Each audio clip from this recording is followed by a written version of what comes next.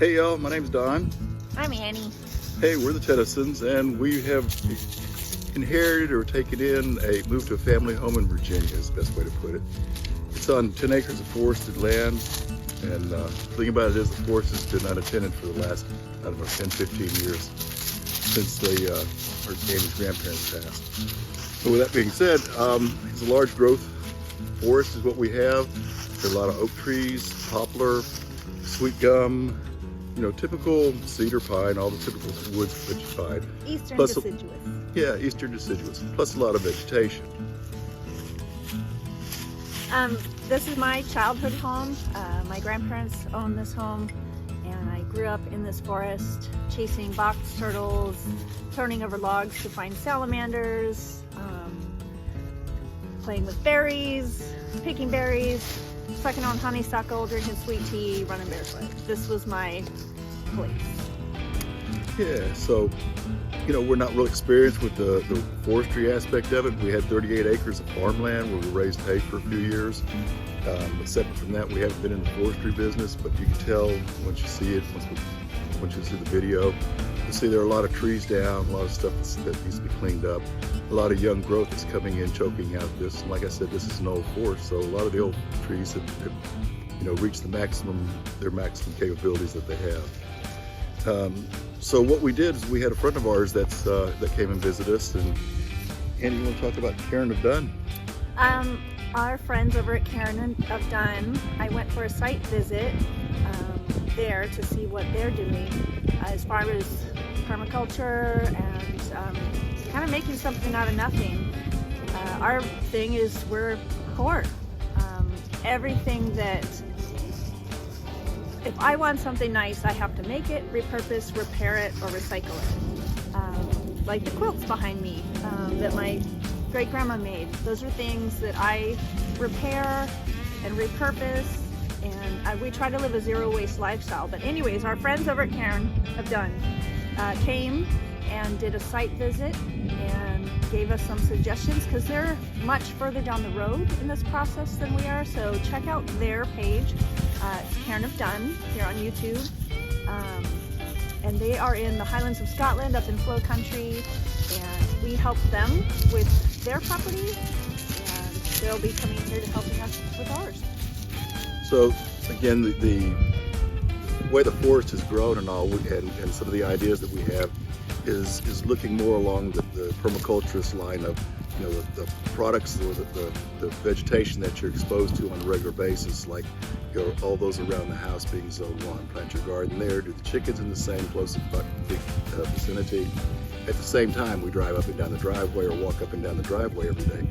Why not take that area that's forested on both sides, that has very low growth underneath the canopy, and plant some trees and fruit-bearing bushes that can provide things of supplemental to us.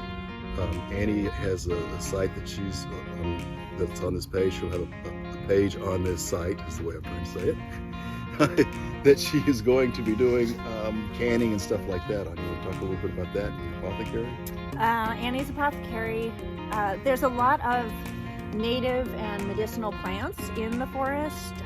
It is family owned, adjacent to another 10-acre plot that's owned by my aunt, who is in the process of eliminating invasive things like honeysuckle, garlic mustard. We're hoping to use goats for that.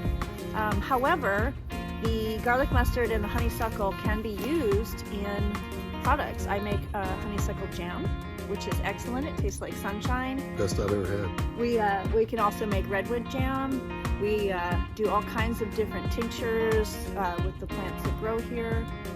So I'll be doing a side series on native and medicinal plants and the things that I do with those. And at the same time, with all the existing forests that we have and the existing woods and a lot of young green oak trees that are going to need to be trimmed out, once we open up and the full growth oaks have died out, our goal is to open that area up and plant chestnuts in place of the oak. So it brings us back to what was indigenous to the Virginia area many years ago. Other part of it is that we want to take the wood, the green woods, and utilize it, not just turn it into firewood. I do wood turnings, I do furniture restorations and things like that, and have the capabilities of building and making my own lumber, which I will be doing in the future as well. But at the same time, part of it is why not utilize the existing trees and look for some things that might be helpful to and sustainable. One of those for us has turned out to be mushrooms. Shiitake mushrooms go well in oak and green oak, and we've got plenty of that. Morel mushrooms go well with poplar. So we've got plenty of poplar here too that is reaching its peak. So, we'll utilize that, and we'll have a different page showing that as well. At the same time, I talked about planting a chestnuts. We'll do a video on that in the future as well. And at the same time, as we're going through and doing cleanup, that's always fun to watch. It's a lot of work, but that's part of it.